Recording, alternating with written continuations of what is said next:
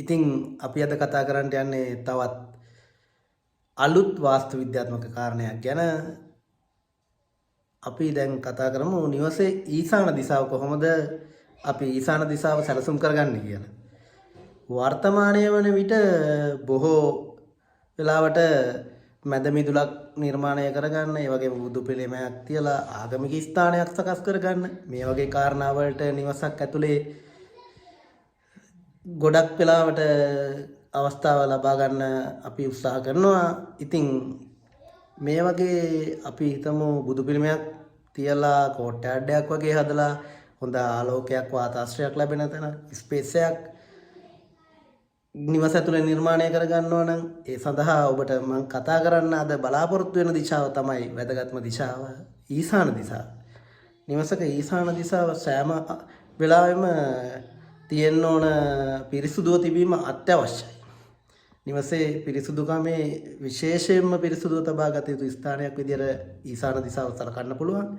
ඒ වගේම ගොඩක් වෙලාවට ඊශාන දිශාවට අපි නිර්මාණය සකස් කර ගැනීමේදී නිදන කාමර, ඒ වගේම කුස්සිය, එතකොට බාත්රූම්ස්, ඔය වගේ දේවල් ගොඩක් වෙලාවට ඊශාන දිශාවට යොදාගන්නේ නැහැ වාස්තු විද්‍යාත්මක බලනකොට.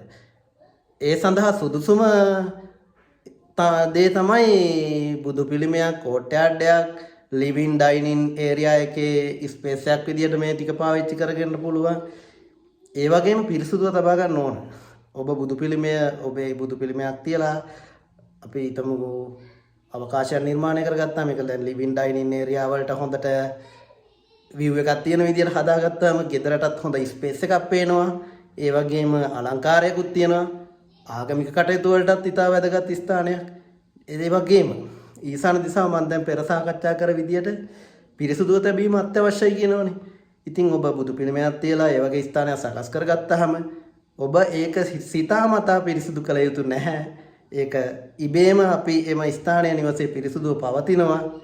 ඉතින් මේ කරුණ ඔබ ලෞකික ජීවිතයක් ගත කරන අපි සියලු දෙනා බලාපොරොත්තු වෙන අපේ අභිවෘද්ධිය අදට වඩා හොඳට හෙට ඉන්න ඕන නිවස, හොඳ නිවසක් අපිට සෞඛ්‍ය ආරක්ෂිත, ඒ වගේම දියුණුව ලැබෙන නිවසක ඉන්න අපි බලාපොරොත්තු වෙනවා. ඉතින් ඒ වගේ කරුණ වලදී ඊශාන දිශාව ඊටම වැදගත්.